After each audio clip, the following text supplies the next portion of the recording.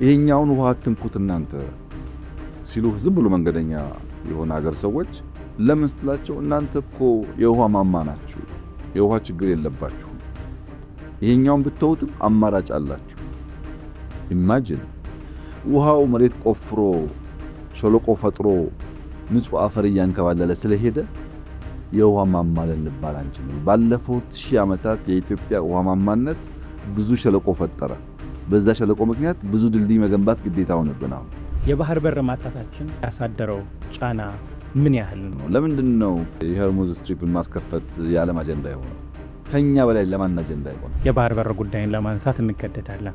የባህር በር ጉዳይ በጥቅል ሀገር ወይም መንግስት የሚባል ጉዳይ እኮ አይደለም። በአንተና በእኔ ህይወት፣ በእያንዳንዱ ዜጋ ህይወት ላይ በየቀኑ የሚያጋጥም ነገር ነው።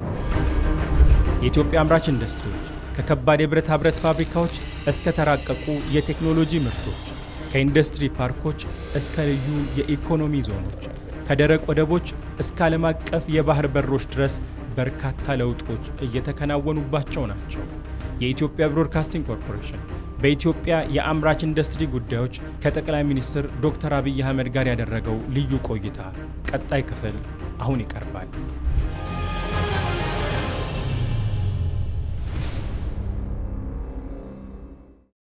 የኢንዱስትሪ ፓርኮች ጉዳይን ስንመለከት ያኔ ኢንዱስትሪ ፓርኮቹ ሲገነቡ በተለይ ከ2010 በፊት ይገነቡ የነበሩት ሀገሩን ትራንስፎርም ያደርጋሉ፣ የዚህን ሀገር የአምራች ኢንዱስትሪ ጉዳይ በጣም ይለውጣሉ የሚል ትልቅ ተስፋ ተጥሎባቸው ነበር እና ምንድን ነው በተፈለገው ልክ እንዳይሄዱ ያደረጋቸው?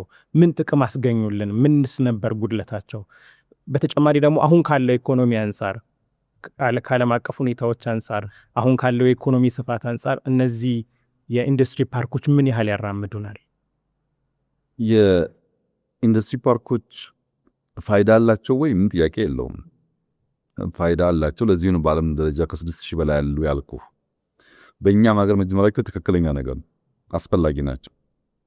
አካሄዳቸውን መፈተሽ ቢያስፈልግም ኢንዱስትሪያል ፓርክ በጣም አስፈላጊ ነው። አንደኛ ኢንቨስትመንት ለመሳብ ከተበተነው ፋብሪካ ይልቅ ኢንዱስትሪያል ፓርክ ሞር ተመራጭ ነው።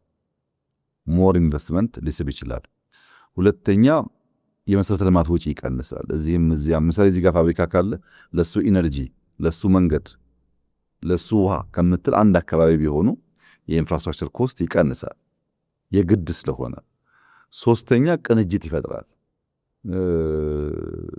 አንዱ ለአንደኛው ግብዓት፣ አንዱ ለአንደኛው ተጋሪ ሊሆን ስለሚችል ቅልጥፍናን ይፈጥራል። ለአስተዳደርን ይመቻል። አንድ አካባቢ ሲሆኑ በአንድ ማኔጅመንት ልትመራ ትችላለህ። በጣም በርካታ ጠቀሜታዎች አሉት። እንዳልኩ ግን ልክ እንዳይስላሴ ጊዜ የዴቨሎፕመንት ኮሪደር ወይም የሬልዌይ ኮሪደር ቢከተል ኖሮ ሳይበተን ማለት ነው። ፓርክ መሆኑ ብቻ ሳይሆን ፓርኩ ራሱ ለኢምፖርት ኤክስፖርት በተመቸ አቅጣጫ ላይ የሰፋ ከሆነ። የቀድሞ አካሄድ ችግሩ ምንድን ያልክ እንደሆነ አንደኛ ቦታ ምርጫ ነው። ለምሳሌ ጅማ፣ መቀሌ፣ ባህር ዳር፣ ሐዋሳ ለመበተን አዋጭ አይደለም። ኢንዱስትሪያል ፓርክ እንደዛ አይሰራም። ኢንዱስትሪያል ፓርክ ለኢምፖርት ኤክስፖርት በሚመች አቅጣጫ ላይ ቢሰራ ነገር ነው። አግሮ ቢሆን ችግር የለውም፣ ግብአቶቹ አርሶ አደር ስለሆነ። ኤክስፖርትን ታሳቢ ያደረገ ስራ እየሰራ በየክልሉ መበተን ግን ሁለተኛ ብድሩ ነው። 1.6 ቢሊዮን አልኩ አይደለም፣ በጣም ኮስትሊ ነው፣ በጣም ውድ ነው። በኋላ እኛ ለምሳሌ ቦይለሚ 3 የጀመርነው አለ። ቦይለሚ 3 የጀመርነው የኢንዱስትሪያል ፓርክ ሳይዝ ከጅማው ከአንዳንዶቹ ጋር ይተካከላል፣ በሳይዝ ከባህር ዳር ጋር ይተካከላል። ዋጋው ግን በግማሽ የቀነሰ። እኛው የምንገነባው ቦይለሚ 3 ላይ በኳሊቲ ይሻላል፣ አያንስም። በኮስት ግን ያኔ ከተገነባበት በግማሽ ያንሳል። ስለዚህ 1.6 ቢሊዮን ዶላር የነበረው ወጪ በግማሽ ደረጃ ቢገነባ አንደኛ ዕዳ ይቀንሳል፣ ግማሹስ የት ሄደ የሚል ጥያቄ ደግሞ ያስነሳል። ሶስተኛው ህንፃ ግንባታ ላይ ነበር ትኩረቱ። ልክ እንደ ሪል ስቴት ግንባታ ብለው በየቦታው ሼድ ይተፈጠፋል። ሼዱ በበቂ ደረጃ በሰዎች አልተያዘም፣ ኢንቨስተሮች የሉበትም። እንኳን ያኔ ዛሬም ገና 80% ገደማ ያለ ነው። ግን ይገነባል። አንደኛው ተገንብቶ በቂ 100% ስራ ላይ ውሎ ሁለተኛው ሳይሆን በደንብ በቂ ኢንቨስተር ሳይመጣበት ይገነባል። ሪል ስቴት ባለው አፕሮቹ እነዚህ ችግር ነበሩ።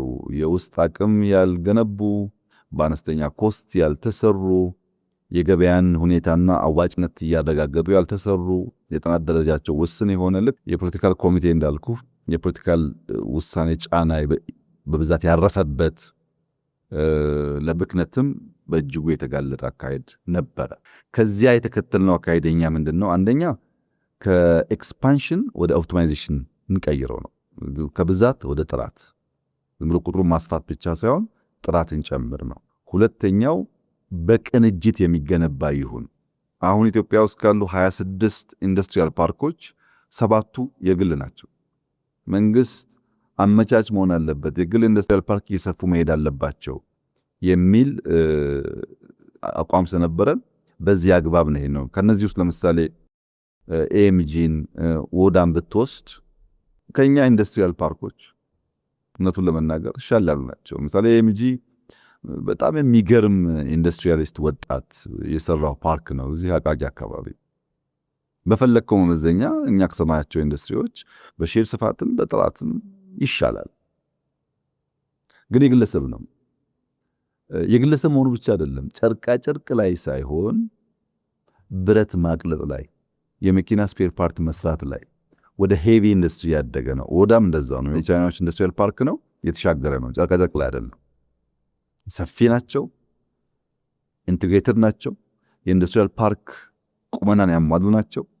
የፕራይቬት ሴክተር ናቸው። ምንም አይነት ብድር ኢትዮጵያ ለዛ አልተበደረች። በውጤት ደረጃ ከመጣ ግን በእነዚህ ኢንዱስትሪያል ፓርኮች የሚሰሩ ምርቶች ከኛ ፓርኮች የተሻለ ፋይዳ ይኖራቸው ይሆናል እንጂ ያነሰ አይሆንም። ቅድም እንዳነሳውልህ የግንባታ ወጪ ለምሳሌ አረርቲን ስንገነባ በወይለሚ 3 ስንገነባ መልኩን ቀይረን፣ አረርቲ በሎካል ኩባንያ ነው የገነባ ነው። በወይለሚ 3 በውስጥ ኩባንያ ነው የገነባ ነው። ኮስት በጣም ቀንሷል። ስለዚህ ቀንሰን መገንባት እንችል ነበር ማለት ነው። ስራ ማስጀመርና ምርታማነት አብዛኞቹ ፓርኮች ላይ ወደ ስራ የገቡት ከለውጥ በኋላ ነው። ፓርኮቹ ነበሩ እንጂ ወደ ስራ አልገቡም ነው። ከለውጥ በኋላ የመጣ ውጤት ነው። በባለ ሀብትም ስትወስድ የባለ ሀብት ቁጥር የለውጡ ጊዜ በኢንዱስትሪያል ፓርክ 36 ገደማ ባለሀብቶች ነበሩ። ዛሬ 300 በላይ ባለሀብቶች አሉ። ከ36 ባለሀብቶች አሁን 300 ገደማ ባለሀብቶች ተጠግተዋል። ሼድ የመያዝ ሼድ ሰርቶ አልተያዘም ብያለሁ። ያኔ ያለቁ ፋብሪካዎች ፓርኮች 3 ብቻ ነበሩ፣ መቀሌ፣ ኮምቦልቻና ሐዋሳ። እነሱ የተያዙት 45% ነው። የመያዝ አቅሙ 45% ብቻ ነበር። ዛሬ ግን 88% ደርሷል። እነዛ ብቻ ሳይሆኑ በሙሉ የተገነቡት ማለት ነው። በርካታ ሰዎች እየገቡ ስለሆነ ምርታማነት ፕሮዳክቲቪቲ ያኔ 40% ገደማ ነበር። አሁንም 50% ደርሷል። ይቀረዋል። አሁን ተሻሽሏል፣ ግን ይቀረዋል። ሰራተኞች ያኔ ኢንዱስትሪያል ፓርክ ብቻ ሌላውን ፋብሪካ አይጨምርም፣ ሰፊ ስለሆነ ኢንዱስትሪያል ፓርክ ብቻ ወደ 27,000 ይጠጉ ነበር ኢምፕሎይስ። አሁን ከ90,000 በላይ ደርሰዋል ባለፉት 5-6 ዓመታት ማለት ነው። ኤክስፖርትን ብትወስድ በለውጡ ጊዜ 51 ሚሊዮን ዶላር ነበር ከኢንዱስትሪያል ፓርኮች የሚገኘው። በሚቀጥለው ዓመት ግን ካለም ጥርጥር ከኢንዱስትሪያል ፓርኮች ብቻ $1 ቢሊዮን እናገኛለን። በኤክስፖርትም ለውጥ አለ፣ በኤምፕሎይመንትም ለውጥ አለ፣ በስራ ዕድልም ለውጥ አለ፣ በሎካል ትስስርም ለውጥ አለ። በነገራችን ላይ 60% ገደማ ኢንዱስትሪያል ፓርኮች አሁን በሎካል ኢንዱስትሪስ የተያዙ ናቸው። በለውጡ ጊዜ ግን አልነበረም። 2 ሰው ገደማ የነበረው ኢንዱስትሪስ አልነበሩም ሰዎች። አሁን ሎካል ኢንዱስትሪን የማገዙ ጉዳይ ሰፍቷል። እና እነዚህ ጉዳዮች ተደማምረው አሁን ባለው ሁኔታ ኮንቲኒቲን ለማረጋገጥ ሙከራ በመደረጉ በኢንዱስትሪያል ፓርኮች ላይ ያመጣነው ውጤት፣ በማኑፋክቸሪንግ ላይ ያመጣነው ውጤት በቁጥርም በኢምፕሎይመንትም በኤክስፖርትም በከፍተኛ ደረጃ ተሻሽሏል ብሎ መውሰድ ይቻላል። የኢንዱስትሪ ፓርኮችን ወደ ልዩ የኢኮኖሚ ዞኖች የማሸጋገር ስራዎችም እየተሰሩ ነው። እርሱን ጉዳይ ቢያብራሩልን። ምንድን ነው ሽግግሩ? ኢንዱስትሪ ፓርኮች ቅድም ላነሳልን እንደሞከርኩት አምራች ናቸው። ወደ ፍሪ ትሬድ ዞን ሲቀየር ግን አምራች ብቻ ሳይሆን ንግድ ማሳለጥ ውስጥ ይገባሉ። ለምሳሌ ዱባይን ብትወስድ ፍሪ ትሬድ ዞን አላቸው። ዋና ዓላማቸው የዓለም ምርት መጥቶ ለሌላው ዓለም ኤክስፖርት ማድረግ ዓላማው። የኛ ዓላማ ግን ኢምፖርት እናደርጋቸው ምርቶች በቀለጠፈ ሎጂስቲክስ ስርዓት መጥተው ለሎካል ማርኬት ማዋል ነው። አሁን ኢትዮጵያ ገብተው እንዲወጡ ሳይሆን ኢትዮጵያ የሚሸጡት ምርቶች ፖርት ስለሌለም በውድ ዋጋ እንዳይመጡ ለማድረግ ማስቻል። ንግድን የሚያሳልጠው ሎጂስቲክስ ያሳልጣል፣ ንግድ ያሳልጣል። ለምሳሌ የድሬዳዋን ነፃ ንግድ ቀጠና ብትወስድ 6 ወር 7 ወር ከተቋቋመ አሁን ባለፉት ወራት ከ27 ሚሊዮን ብር በላይ ግብይት ተካሂዶበታል። በንግድ ነው የማወራ። ይሄ ገንዘብ ከዚህ ቀደም እኛ ጋር የሚቀር አይደለም። አሁን ከድራይ ፖርቱ ጋር አያይዘን በደንብ ስንጠቀምበት ደግሞ በዛው ልክ ሀብቱ ይበዛል። ከኤክስፖርት ባለፈ የሀገር ውስጥ ምርት በመተካት ኢምፖርት ሰብስቲቱሽን ላይ ከፍተኛ ሚና አለው። እነዚህን ለትሬድ ለኢምፖርት ሰብስቲቱሽን ሎጂስቲክስ ዋጋ ለመቀነስ የምንጠቀምበት ክሪቲካል ኤሪያ ስለሆነ የኢንዱስትሪያል ፓርኮች ወደ ፍሪ ትሬድ ዞን ሲያድጉ በፓርክነት ከሚያስገኙት የማምረት ውጤት ተጨማሪ ንግድን፣ ሎጂስቲክስን በመጨመር የተሳለጠ እና ያደገ ሀብት ሊያመጡ ስለሚችሉ ወደዛ እያደጉ ያሉት። እንደዚህ የኢንዱስትሪ ፓርኮችን ጉዳይ ጠቅላላ አድርገን ለማለፍ በአጠቃላይ ከዚህ በኋላ የኢንዱስትሪ ፓርኮች የሚመሩበት ስትራቴጂ ምንድን ነው? ወዴት ነው በአጠቃላይ የሚያመሩት? ቅድም በአዝማሚያ እንዳነሳውልህ በነዛ አዝማሚያዎች ውስጥ እኛ አድቫንቴጅ የምናገኝባቸው ኤሪያስ አሉ፣ ዲስአድቫንቴጅ የምንሆንባቸው ኤሪያስ ደግሞ አሉ። እና እነዛ አድቫንቴጅ ማጉላትና የእኛን ዳውን ሳይድ በመቀነስ ኢትዮጵያን የማኒፋክቸሪንግ ማዕከል ማድረግ ነው ፍላጎቱ። ኢትዮጵያን የማኒፋክቸሪንግ ማዕከል ለማድረግ ሎጂስቲክስ ክሪቲካል ነው ብያለሁ። ለምሳሌ የምንገነባው ኤርፖርት በአፍሪካ ትልቁ ኤርፖርት ነው። የአፍሪካ የአየር ትራንስፖርት ሀብ ሆኖ የሚቀጥል ነው። ቀላል ኢንቨስትመንት አይደለም። በብዙ መልኩ አድቫንቴጅ ስላለን የኤርፖርት ግንባታው በአየር ላይ ያለውን ትራንስፖርት በአፍሪካ ውስጥ ጎልቶ እንዲቀጥል ከአየር መንገድ በተጨማሪ ኤርፖርቱ በራሱ ብዙ ነገር ስለሚስብ ማለት ነው። አንዱ እሱ ነው። ሁለተኛው ክሊን ኤነርጂ ነው። ልክ በህዳሴ በኮይሻ እንደምንሰራው በሶላር እንደምንሰራው ኒውክሌር እንደጀመር ነው ክሊን ኤነርጂ ላይ ማምረት ለውድድር ቅድም ባነሳውልህ ምክንያት በእጅጉ አዋጭ ነው። ሶስተኛው ዴሞግራፊ ነው። በጣም ወጣት ያለበት ሀገር ስለሆነ እነዛ ወጣቶች ደግሞ በኤርሊ ቻይልድሁድ ኤጁኬሽን ቅድም እንዳው ከታች ስለምንሰራቸው ተምረው ከተዘጋጁ እስኪ ያልኩን ይመልሳሉ። አብዛኛው ወጣት ቴክኖሎጂካል ሳቪ ነው። እኛ ደግሞ 5 ሚሊዮን ኮደርስ ብለን አብዛኛው ሰው ከኮድ ጋር ከኤአይ ጋር እንዲተዋወቅ እያደረግን ነው። በዚህ ምክንያት ወጣቶች ቴክኖሎጂ የሚገነዘቡ ታች ላይ የተማሩ የተፈጠሩ ሲሄዱ የማኒፋክቸሪንግ ሀብ ለመሆን እድል ይፈጥራል። ፖሊሲያችን ደግሞ ማርኬቱ ላይ ፕራይቬት ሴክተር የምናገዝበት ቦንድ ብለን ሀብት የምናስርበት መንገድ መቅረቱ፣ አብዛኛውን ብድር ወደ መንግስት ማድረጋችን መቅረቱ፣ እነዚህ ጉዳዮች ደግሞ ፕራይቬት ሴክተሩ በከፍተኛ ደረጃ እንዲነቃቃ ያደርጋሉ። ከትኩረት አንጻር ያየህ እንደሆነ ፎከሳችን ስትራቴጂ ምርቶች ላይ ነው። ጀስት ዝም ብሎ ጨቃጨቅ ሳይሆን ለምሳሌ ሶላር 5 የሶላር ኩባንያ መጣን ብያለሁ። 100-200 ጨርቃጨርቅ አመተ ሊሆን ይችላል። ግን 5 ብቻ በብዙ ተፈለጠ ሀብት ይፈጥራሉ። መርጠህ ስትሄድበት ኤሌክትሮኒክስ ጋር በሚያያዝ የኢቪ ካርን ጨምሮ ኤሮስፔስ ላይ ቅድም ያነሳውልህ፣ ፋርማሲውቲካል ላይ፣ ኬሚካል እና አግሮ ፕሮሰሲንግ ላይ የምንልባቸው ሴሌክቲቭ ኤሪያስ በእጅጉ ያዋጣሉ። አሁን በዛስ ችግር የለም ወይ? አለ። አንድ አሳዛኝ ምሳሌ ላንሳለህ። ኢትዮጵያ በምግብ ብቻ ሳይሆን በመድኃኒት ራሷን ለመቻል ከፍተኛ ጥረት እያደረገች ነው እና ያንን ፖሊሲ እየሰማ ኢትዮጵያ እንድታመርት ቅናትም ያለው አንድ ዜጋ መጥቶ ቅሊንጦ ፋርማሲውቲካል ፓርክ ውስጥ የመድኃኒት ፋብሪካ ይሰራል። የሰራው ፋብሪካ 63 አይነት መድኃኒቶች ያመርታል። ከ2 ሚሊዮን ታብሌት በላይ በዓመት ያመርታል። አሁን ያለንበትና 44% በከፍተኛ ደረጃ የሚያሻሽል ነው። መድኃኒት እንፈልጋለን፣ ችግር አለብን። ፋብሪካውን ተክሎልናል። የኛው ሰው ነው መጥቶ የሰራው፣ ያስፈልገናል። ነገር ግን የኢትዮጵያ ባንኮች የግሎቹ ብቻ ነው የመንግስቶቹ ባንኮች ለዚህ ፋብሪካ ወርኪንግ ካፒታል ብትር ከለከሉት። ከዓመት በላይ ስራ ሳይሰራ ቆየ የፋብሪካ። ለምን?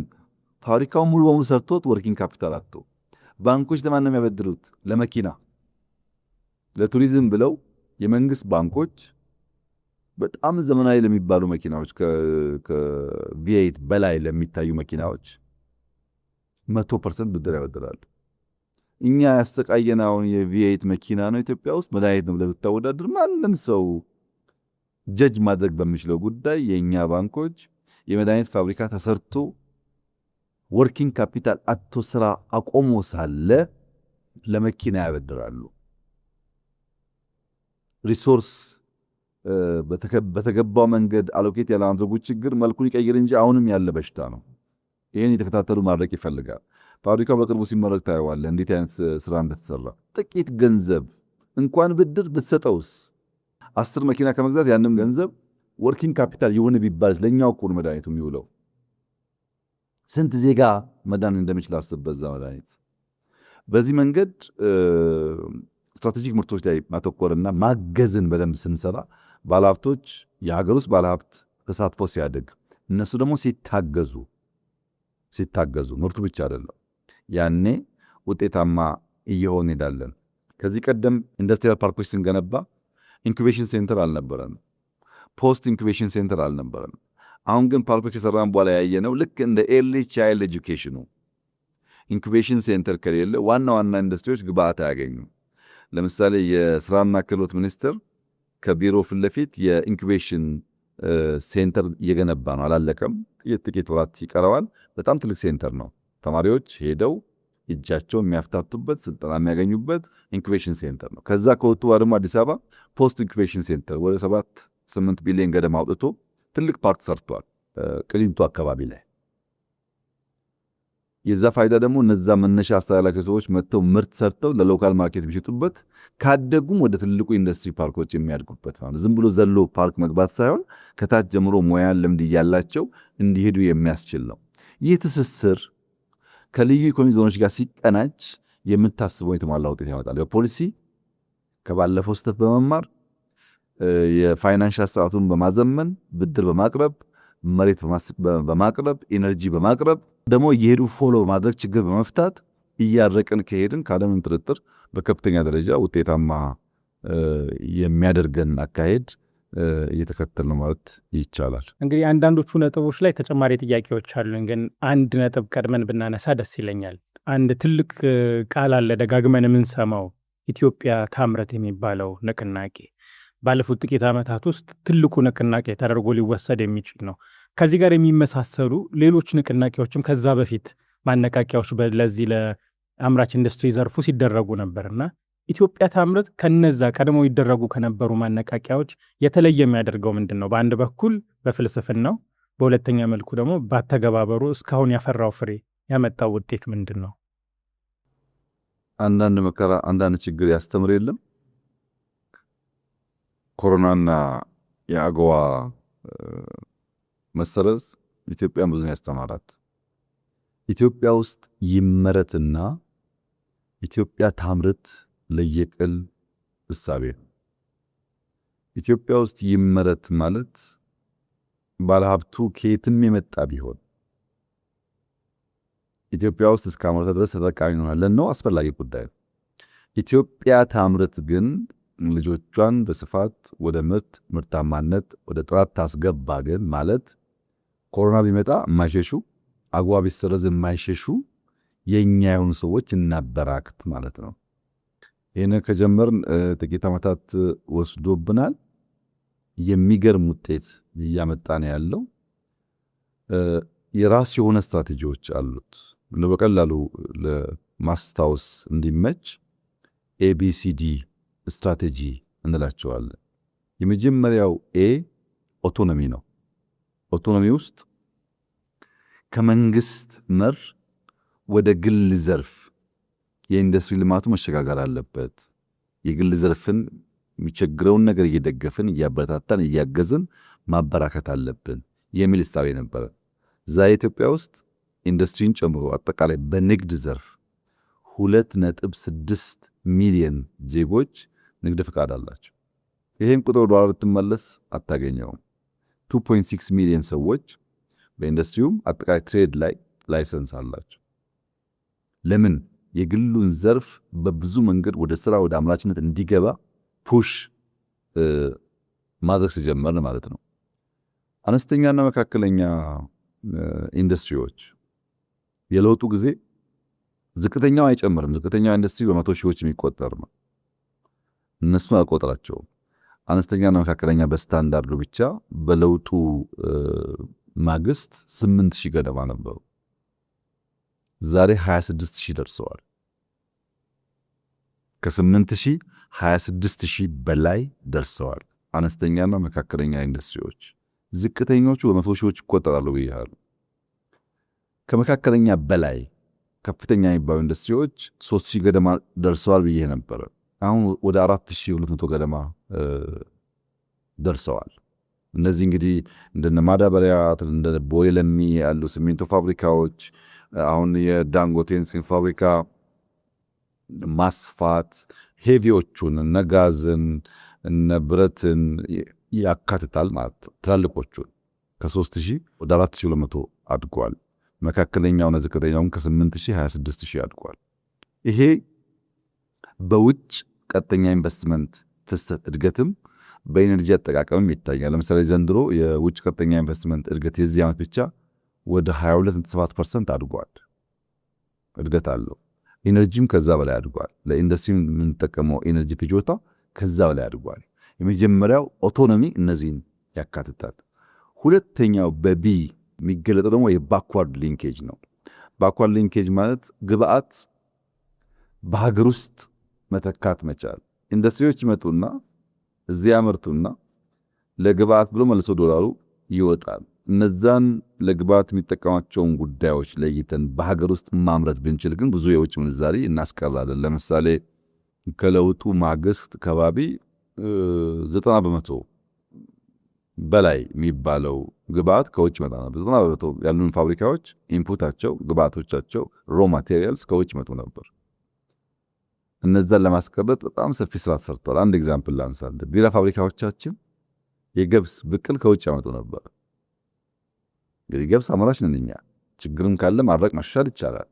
ግን ቢራው ይሸጣል። በገብስ ማምጣት በብቅል ማምጣት ምክንያት ብሩ ይወጣል ተመልሶ። አሁን 100% የገብስ ቢራ ብቅል ኢትዮጵያ ውስጥ ይመረታል። ለምሳሌ ለልብስ ስትወስድ ቴክስታይል ለዛ አለ እያል ዩኒፎርም ከውጭ ነበር የምናመጣው። የመከላከያ የፖሊስ ዩኒፎርም ከውጭ እናመጣ ነበር። አሁን 100% እናመርታለን። ለውጮችም ዩኒፎርም እንሸጣለን። አሁን ግብአት እዚሁ ማስቀረት ማለት ነው።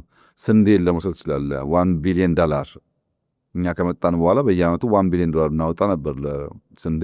አሁን ያቀርቷል። ብዙ ኤሪያ ላነሳልህ እችላለሁ። በሀገር ውስጥ ግብአት መሸፈን መቻል ማለት ነው። ከዚህ በተጨማሪ በአራቱ አግሮ ኢንዱስትሪያል ፓርኮች ወደ 1.2 ሚሊዮን አርሶ አደሮች ግብአት ያቀርባሉ። ታቅፈው ተደራጅተው ግብአት ያቀርባሉ። ለምሳሌ ድሮ በቆሎ እናመርታለን፣ እንቆለዋለን፣ እንቀቅለዋለን፣ ይታወቃል። ዛሬ በቆሎ ወደ 13-14 አይነት ፕሮዳክቶች ይወጣል። ሴሪያል ይሰራል፣ የልጆች ምግብ ይሰራል፣ አልሚ ምግብ የሚባለው። በኢንዱስትሪያል ፕሮሰሲንግ አቅማችን በቆሎ ለብዙ ነገር ማዋል እየጀመረ ነው። ለኤክስፖርትም እንዲመች አሁን በየሆቴል ለምሳሌ ሴሪያልስ የምታያቸው የቁርስ ለሚቀርቡት ኢምፖርት ይደረጉ ነበረ። ለምን? በቆሎ እያለ ፕሮሰስ ለማናረጋቸው። እሱም ኢንዱስትሪያል ፓርኮች አሁን ስራ ተጀምረዋል። ዘይት መጭመቅ የመሳሰሉት ጉዳዮች በሎካል ግብአት እንዲሟሉ እያደረግን ወደ ውጭ የሚወጣውን ገንዘብ ለመቀነስ ተሞክሯል። ባክዋርድ ሊንኬጁ እሱ ነው። ሶስተኛው ሲ ላይ ካፓሲቲ ዩቲላይዜሽን ነው። ያለንን አቅም ማነቆዎች ፈተን መጠቀም መቻል። መጠቀም ብቻ ሳይሆን አሟጦ መጠቀም መቻል። ብዙ ፋብሪካዎች ኢትዮጵያ ውስጥ ነበሩ፣ ግን ቆመዋል። ወይ ኤነርጂ የላቸውም፣ ወይ ቅድም እንዳልኩት ወርኪንግ ካፒታል ችግር አለ፣ ወይ መሬት አንሷቸዋል በሆነ ምክንያት እና የማኒፋክቸሪንግ ካውንስል በእኛ ኦፊስ አቋቁመን ስራ ከጀመርን ወዲህ ከ800 በላይ የተዘጉ ፋብሪካዎች ስራ ጀምረዋል። 800 ፋብሪካዎች ተሰርተው ግን ተዘግተዋል፣ ስራ አይሰሩ። የሚቸግራቸውን ነገር በመደገፍ ብቻ ወደ ስራ እንዲገቡ ተደርገዋል። ሁለተኛ የማምረት አቅም። እኛ ሀገር የነበሩ እነዚያ የቀጠኩል 3000 ምናምን ሺህ ፋብሪካዎች 47% ብቻ ያመርቱ ነበር። አንድ ፋብሪካ ማምረት ከሚችለው ከግማሽ በታች ነበር የሚያመርተው፣ 47% ብቻ። ይህ በጣም ጉዳት ነው። ያ አዳዲስ ፋብሪካ ሳያካትት ዛሬ የማምረት አቅማቸው ወደ 67% አድጓል። ከ47 67% ወደ 40% ገደማ አድጓል። ያሉ ፋብሪካዎች ብቻ የሚጎላቸውን ነገር በመጨመርና በማከል 20 ከ47ቱ 20% ጨምረን ፐርሰንት አይደለም በፐርሰንት ወደ 40 ይጠጋል። ኦልሞስት ግማሽ የሚጠጋውን ኢንሃንስ አድርገናል ማለት ነው። 47ቱ ለምሳሌ 24% ብናደርሰው 67 የሆነውን 70 ብናደርሰው እጥፍ ሆነ ማለት ነው። ይሄ በካፓሲቲ ዩቲላይዜሽን የመጣ ለውጥ ነው። የሀገር ውስጥ ምርቶች የገበያ ድርሻ ድሮ ምርት ኢንዱስትሪ ሲያመርት ለሎካል ኮንሰምፕሽን የምንጠቀምበትና ከውጭ የምናስገባውን ሬት ስትወስድ አሁን 44% የሀገር ውስጥ ፍጆታችን የኢንዱስትሪያል ፕሮዳክት ማለት ነው በሀገር ውስጥ እናመርታለን። ይሄ ማደግ አለበት። ከውጭ የምናስገባው አንሶ በእኛ ኢንዱስትሪ ተመርተው ለእኛ ጥቅም የሚውሉት ማደግ አለባቸው። እሱን ለማድረግ አሁን 44% ደርሰናል። ይቀጥላል ማለት ነው። ይሄ ሁሉ በካፓሲቲ ዩቲላይዜሽንና ኢትዮጵያ ታምርት ንቅናቄ ውስጥ ምንድናቸው እያልን አንድ በአንድ ቁጥር እየለየን ያመጣናቸው ናቸው። አራተኛው በዲሚ የሚወሰደው ዳይቨርሲፊኬሽን ነው። ዳይቨርሲፋይ ማድረግ ተኪ ምርቶች ያካተተ ማርኬትን ማረጋገጥ፣ በሀገር ውስጥ ሊመረቱ እየቻሉ ከውጭ እናስገባቸው የነበሩ ምርቶች የተካናቸው ከ3.6 ቢሊዮን ዶላር በላይ ናቸው። ቅድም ያነሳቸውን ያልጠቀስኳቸውን ጨምሮ 3.6 ቢሊዮን ዶላር የሚጠጋ ሀብት ከውጭ እናስገባ የነበረውን አሁን በሀገር ውስጥ ማምረት ጀምረናል። እስካሁን 96 ገደማ ሊተኩ የሚችሉ ምርቶች ተለይተዋል። ሁሉን ተከታታይ አልጨረስንም፣ ግን መተካት እንችላለን። የለየናቸው 96 ምርቶች አሉ። አንድ በአንድ እየተካን ስንሄድ ቅድም ያልኩት የኛ የሎካል ምርት ተጠቃሚነት ፐርሰንቴጅ በከፍተኛ ደረጃ ያድጋል። አንድ በአንድ ለመመለስ እየሰራ እንገኛለን። ለምሳሌ የምግብ ዘይት ሊተካ ይችላል። ሴራሚክ በጣም ከፍተኛ አቅም አላት ኢትዮጵያ፣ ሊተካ ይችላል። በእኛ እምነት በሚቀጥሉ ዓመት 100% ሴራሚክ እንተካለን። መስታወት ሊተካ ይችላል። ኦሮ አለን። ዓመት ተኩል ሊፈጅ ይችላል፣ እንተካለን ሙሉ በሙሉ። ብረት አጀማመራችን ከኋላ ቢሆንም ኢትዮጵያ አሁን ባላት የማቅለጥ አቅም ኦሩ ሲቀር ስክራብ ማግኘት ከቻለች 100% ብረት አቅልጣ ለሎካል ፍጆታ ማዋል ኤክስፖርት ማድረግ ትችላለች በስክራብ እንደ አንዳንድ ሀገሮች። ግን እኛ በቅርቡ ኦር ላይም ከቻይና ኩባንያ ጋር ስራ ጀምረናል። ኦሩን ከጀመርን የብረት ጉዳይ ተፈታ ማለት ነው። የብረት ጉዳይ ከተፈታ ደግሞ በከፍተኛ ደረጃ ኢንዱስትሪ በሁሉም ሴክተር በኢንፍራስትራክቸሩም በሃውሲንጉም ትራንስፎርም ያደርገዋል። ግን በማቅለጥ በፈለገው ደረጃ ብረት በማውጣት ደረጃ ኦልሬዲ ኢትዮጵያ የተሟላ አቅም ገንብታለች፣ ኦሩ ሲቀር ማለት ነው። መድኃኒት ቅድም እንዳነሳሁት ወደ 44% ደርሰናል። አሁን በዚህ ዓመት ከ50 በላይ እናልፋለን።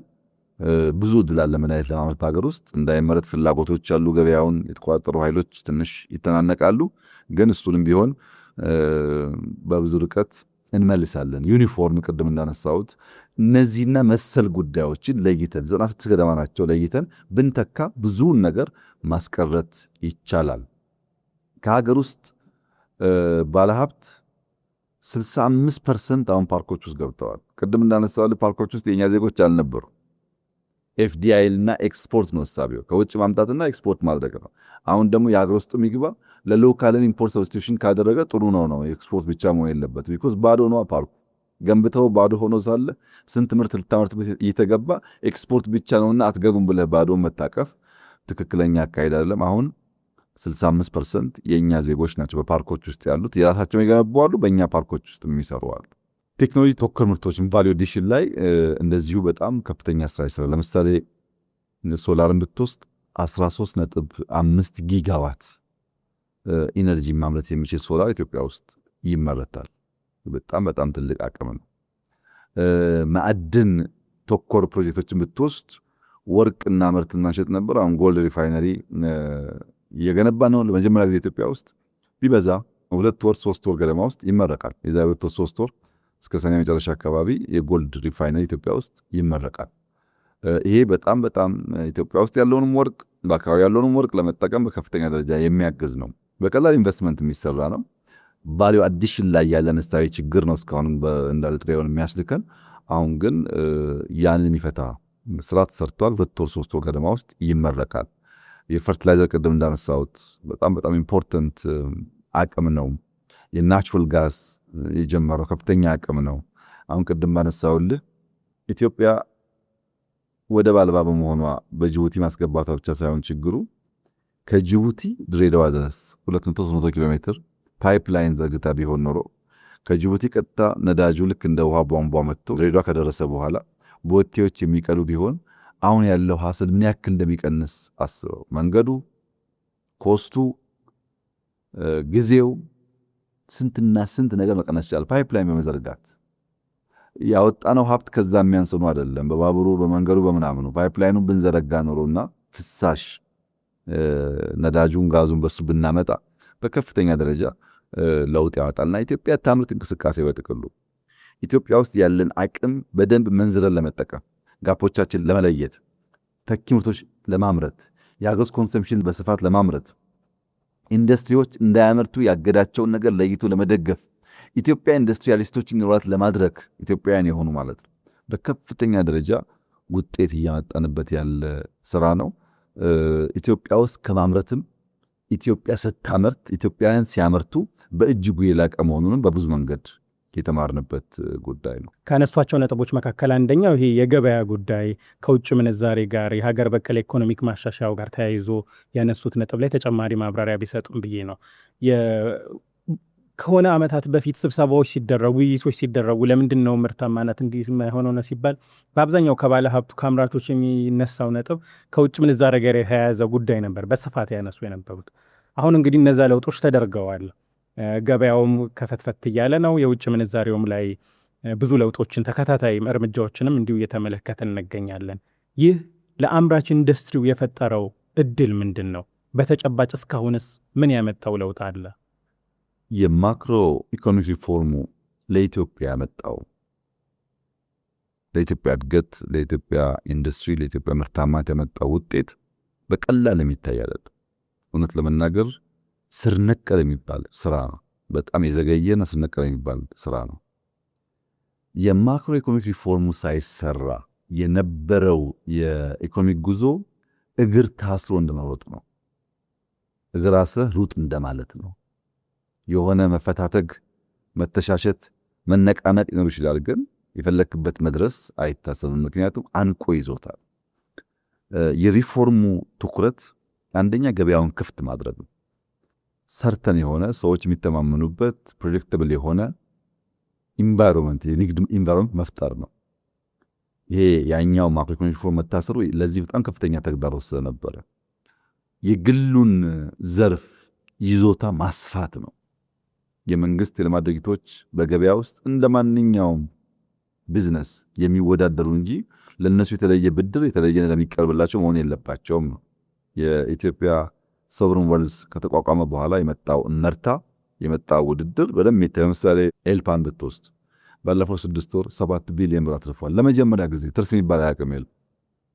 ቢኮዝ በቢዝነስ ህግ ነው የሚመራው። እያንዳንዱ ኩባንያዎች ብትወስዳቸው በፖለቲካል ኮሚቴ አይመሩም። በቢዝነስ ህግ ትርፋማ በመሆን የሚሰሩት የሚቀር ብዙ ጉዳይ አለ። ለውጡ ግን በጣም አስደናቂ ነው።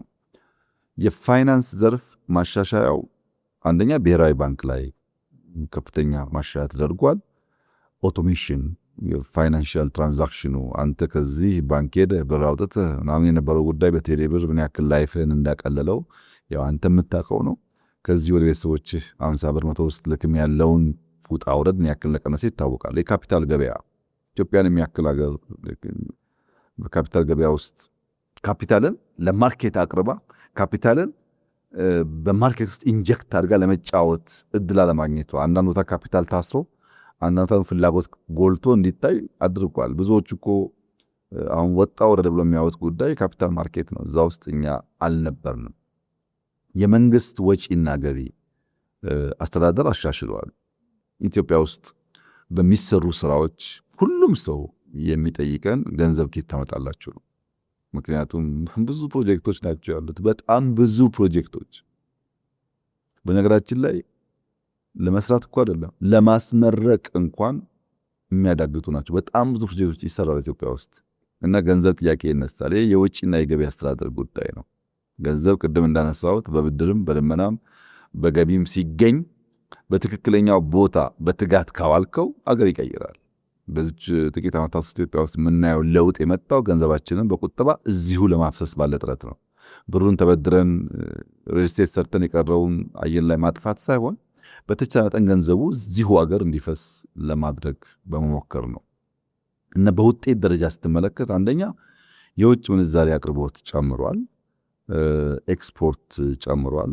የዚችን 9 ወር ኤክስፖርት ብትወስድ ይሄው ጉዳይ የኢራኑ ጉዳይ በዚህ ወር ከፍተኛ ደረጃ ጫና ፈጥሮብን ወደ 7.6 ቢሊዮን ዶላር ኤክስፖርት አድርገናል። አምና 8 ነበር አይደል? አሁን በ9 ወር 7.6 ገብተናል። የቀጡት 2 ወራት በአሁኑ ፔስ እንኳን ብንሄድ 2.4 2.5 ቢሊዮን ኤክስፖርት ብናደርግ በዚህ ዓመት 10 ቢሊዮን ዶላር ኤክስፖርት አደረግን ማለት 10 ቢሊዮን ዶላር ማለት የኢትዮጵያ የ3 ዓመት ኤክስፖርት ድሮ አይደለም ከለውጥ በኋላ በ3 ዓመት የነበረውን ኤክስፖርት በአንድ ዓመት ያመጣ ነው። በዚህ ነው ይሄን 10 ዓመት ሰርተ ነው ቢሆን 20 ዓመት ሰርተ ነው ቢሆን ዛሬ እንደርስ ነበር ብላ ሰው ፖሊሲው ብቻውን አይሰራም። ፖሊሲውን እንዲሮጥ የሚያደርጉ በጣም ብዙ ጉዳዮች አሉ። ልምምዱ በራሱ ገበያ መተሳሰሩ፣ ከስተመር መለየቱ፣ የከስተመር ፍላጎት ማወቁ፣ በፍላጎት ልክ ማምረቱ፣ ለፍላጎት የሚመጥን ጥራት ማምረቱ፣ ያ ሁሉ ፖሊሲ ብቻ አይመልሰው፣ ልምምድና ጊዜ ይፈልጋል። ኢማጂን ሪፎርም ውስጥ ገብተን በጥቂት ጊዜ ውስጥ 10 ቢሊዮን ደረስን ማለት የዛሬ 10 እና 15 ዓመት አድርገን ቢሆን ኖሮ ይህን ጉዳይ ዛሬ እንደምንደርስ አስበው። አሁን ታየዋለ በ5 ዓመት ፔሱ እንዴት እያደገ እንደሚሄድ ተኪ ምርቶች ላይ ቅድም እንዳነሳው 3.6 ቢሊዮን ዶላር እናወጣባቸው የነበሩ ጉዳዮች በአገር ውስጥ እናመርታለን። ይሄ ማለት ለውጭ ምንዛሪ የምናውለው ወጪ ቀነሰ ማለት ነው። በፎሪን ዳይሬክት ኢንቨስትመንት በቅርቡ እንደሰማችሁት ነው በጣም ከፍተኛ የውጭ ሀብት ሳቢ ከሚባሉ የአፍሪካ ሀገሮች ኢትዮጵያ በቀዳሚዎች ውስጥ ትመደባለች። በጣም በከፍተኛ ደረጃ የውጭ ኢንቨስትመንቶች እየመጡ ነው። ኤርፖርት ላይ ኢንቨስት የሚያደርጉ፣ በክሊን ኤነርጂ ኢንቨስት የሚያደርጉ በጣም ትላልቆች። ራሱ የማዳበሪያውና የጋዝ ኢንቨስትመንቱ በቀላል የሚታይ አይደለም። ሪዘርቭ አሁን ኢትዮጵያ ያላት ሪዘርቭ ከለውጡ እኮ ለማውራ የዛሬ 3 ዓመት ካለው 3-4 እጥፍ አድጓል እና ብዙ ነገር ብዙ ቢቀረንም የመጣንበት ርቀት ግን የሚያጓጓ ነው። ለካ እንዲሚቻል ነበር፣ እንዲመከወን ስንችል ነበር ታስረን የተቀመጥነው የሚለውን ነገር ያመላክታል። ሪፎርሙ ሲጀመር ብዙ አቃቂር ያወጡ ብዙ ክፉ ነገር የተነበዩ ሰዎች ነበሩ። አሁን ከተግባር አይተው ትምህርት የወሰዱ ይመስለኛል። ማንኛውም ነገር በእውቀት በዲሲፕሊን በጥናት የምትከውነው ከሆነ ውጤት ያመጣል። ሌላ ዓለም የሰራ ጉዳይ እዚህ አይሰራም ብለህ የምታስብበት ምክንያት የለም። ሌላ ዓለም ያሳኩበትን መንገድ ተምረን በእኛ ሁኔታ ደግሞ አሻሽለን እናስተካክለን ከሄድን ውጤታማ ሊያደርግ እንደሚችል በበቂ ደረጃ የተማርንበት አንድ ቁልፍ ጉዳይ የሪፎርሙ የማክሮ ኢኮኖሚክ ሪፎርሙ ሂደት ነው።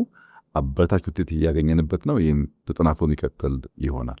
ቅድም ካነሷቸው ቁልፍ ጉዳዮች መካከል አንደኛው የመሰረተ ልማት ጉዳይ ነው። የመሰረተ ልማት ጉዳይ ቅድምም ብለውታል፣ በጣም ትልቅ ፍላጎት አለ። የመሰረተ ልማት ሁኔታችን ደግሞ የት ደረጃ ላይ እንዳለ እንዲነግሩ ነው። አሁን ካለው ፍላጎት ከኢኮኖሚው እድገት አጠቃላይ ዓለም ካለበት ሁኔታ አንጻር የኢትዮጵያ የኢንዱስትሪ መሰረተ ልማት ምን ደረጃ ላይ ነው ያለው? ያለውን ፍላጎት ለማሟላትስ ምን እየተሰራ ነው? ኢንዱስትሪው ምናል ለእድገት ልብ ነው አልናል። ኢንዱስትሪው ለኢኮኖሚ ልብ ከሆነ መሰረተ ልማት ደግሞ ደም ስር ነው። የልቡ ምት ደም ስሩ ከተቆረጠ ከአንድ ጫፍ ሌላኛው ጫፍ ደም አይዘዋወርም። እነዚህ በቅንጅት የሚሰሩ ናቸው። ልቡ ስራውን ሲሰራ የደም ስሩ በትክክል ደግሞ የተገናኘ የተሳሰረ ሲሆን የደም ዝውውር ይሳለጣል፣ የሰው ልጅ ህይወት ይቀጥላል ማለት ነው። መሰረተ ልማት በሌለበት ልቡ ቢሰራም ልክ እንደተቆረጠ ደም ስር ማለት ነው። ያ ደም መሀል ላይ ተቋርጦ የሚፈስ እንጂ የሚፈለግበት ቦታ የሚደርስ አይሆንም። መሰረተ ልማት በጣም በጣም በጣም ኢምፖርታንት ነገር ነው። ከነዚህ ውስጥ እነማን ናቸው ቁልፎች? ምን እያደረግን ያለ ነው ያልክ እንደሆነ አንደኛ ማኒፋክቸሪንግ ስፍራዎች ናቸው፣ ኢንዱስትሪያል ፓርኮች፣ ቅድም ያነሳ ናቸው ፍሪ ዞንስ፣ እነዚህ ኢንፍራስትራክቸር ናቸው። ሁለተኛው ኢነርጂ ዩቲሊቲስ ናቸው፣ ኃይል፣ ንጹህ ውሃ፣ ፍሳሽ የመሳሰሉ ጉዳዮች ኢንፍራስትራክቸር ናቸው። ለምሳሌ ኢንዱስትሪያል ፓርክ ገንብተ ፍሳሽ የምታጣራበት ስርዓት ከሌለ ልክ እንደ ኢነርጂው ዋጋ ያሳጣዋል። ኢንዱስትሪ በባህሪው ኢንቫይሮንመንት ያበላሻል። እና እያመረትክ የምታበላሽ ትሆናለህ። እያመረትክ እንዳታበላሽ መጠንቀቅ አብሮ የሚታይ ጉዳይ ነው። ኢንፍራስትራክቸር ነው፣ ውድ ኢንፍራስትራክቸር ነው።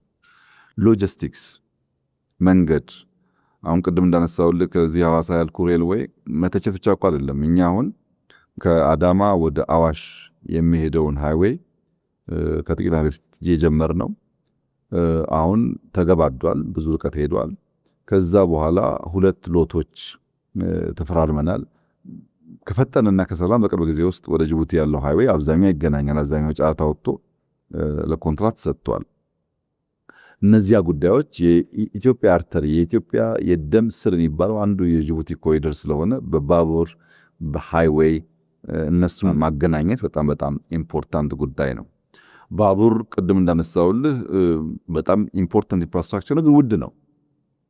አብዛኛው ነገር ደግሞ በሀገር ውስጥ ሊሰራ የሚችል ነገር ነው። ማንችላቸው አሉ፣ የምንችላቸው አሉ። ያን ለይተን ለምሳሌ